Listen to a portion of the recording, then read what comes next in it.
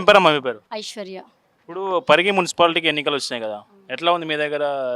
Congress versus BRS ఎట్లా ఉంది?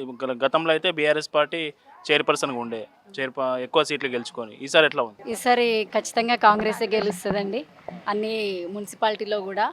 ఎందుకంటే కాంగ్రెస్ పార్టీ ఈసారి చాలా ఎక్కువ పథకాలని అమల్లోకి తీసుకొచ్చింది. ఉచిత బస్సు కానీ చాలామంది మహిళలకి ఎంతో విధంగా సహాయం అవుతుంది ఉచిత బస్సు అనేది. ఇంకా ఇందిరమ్మ ఇల్లు కూడా అసలు ఎప్పుడు కూడా మేము చూడలేదు. ఇల్లు అనేది అంటే అర్హులకి అనేది ఇవ్వడం అనేది ఇదే మొదటిసారి.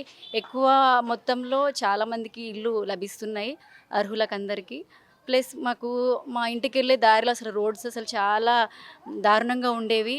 అసలు మేము ఇంటికి రోడ్ పైన వెళ్తామా లేదా అనే సిచ్యువేషన్ ఉండేది. కానీ ఈసారి సార్ మాకు సీసీ రోడ్ అనేది వేయించారు. మాకు మాత్రమే కాదు, చాలా కాలనీస్లో కూడా సీసీ రోడ్స్ అనేవి వేయించారు. ఇది చాలా సంతోషమైన విషయం. ఎందుకంటే మేము వర్షాకాలంలో చాలా ఇబ్బంది పడేవాళ్ళము.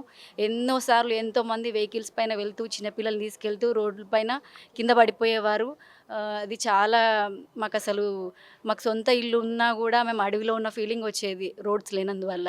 ఇక్కడ ఉండాలా లేకపోతే సొంత ఇల్లు ఇడిచిపెట్టుకొని ఎక్కడైనా కిరాయికి వెళ్ళి ఉండాలనే పరిస్థితి వచ్చేది. కానీ ఇప్పుడు రోడ్ అయినందుకు మాకు చాలా సంతోషంగా ఉంది. ఇదొక రుణం లాంటిది. ఎందుకంటే మనకి ఇల్లు ఎంత ముఖ్యమో రోడ్డు కూడా అంతే ముఖ్యం. అలాగే కరెంటు కూడా మనకందరికీ ఇప్పుడు కరెంటు కూడా చాలా బాగా ఉంటుంది. గతంలో అయితే కరెంట్ అంత సరిగ్గా ఉండేది కాదు. ప్లస్ 200 యూనిట్స్ అనేది కరెంటు ఫ్రీ అవ్వడం కూడా చాలా చాలా గొప్ప ఇనిషియేటివ్ అండి ఇది.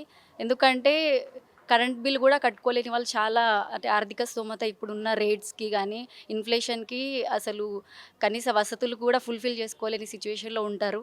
కరెంట్ బిల్ ఫ్రీ అనేది అంటే 200 యూనిట్స్కి ఇది చాలా గొప్ప సహాయం అనుకోవాలి.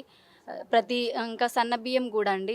ఎందుకంటే ఇప్పుడు పేదవాళ్ళకి ఇప్పుడు మేము కూడా అందరితో పాటు అందరు తినగలిగే ఫుడ్ తింటున్నామని వాళ్ళకు కూడా మేము కూడా కొంచెం మిడిల్ క్లాస్కి ఇప్పుడు పూర్ వాళ్ళకి ఎలా ఉంటుందంటే మేము అన్నిట్లో వెనకబడి ఉన్నాము, మాకు కనీసం తిండి కూడా సరిగ్గా లేదన్న ఫీలింగ్ ఉంటుంది. ఇప్పుడు సన్న బియ్యము అది కూడా మంచి బియ్యం ఇవ్వడం అనేది చాలా మంచి విషయం. మేము కూడా ఆ బియ్యం కూడా తింటున్నాము. అది కూడా బాగుంది. బియ్యం ఏమీ తక్కువ ఏం లేదు క్వాలిటీలో కూడా. ఇంకా ఇలా చూసుకుంటే అన్ని విధాలుగా ఇప్పుడు చాలా బాగుందండి. కాంగ్రెసే మళ్ళీ రావాలని మేము చాలా మనస్ఫూర్తిగా కోరుకుంటున్నాము. ఖచ్చితంగా మళ్ళీ కాంగ్రెసే వస్తుంది రూలింగ్లోకి మున్సిపాలిటీలో. మా భర్త కూడా కౌన్సిలర్కి అభ్యర్థిగా నిలబడ్డారు.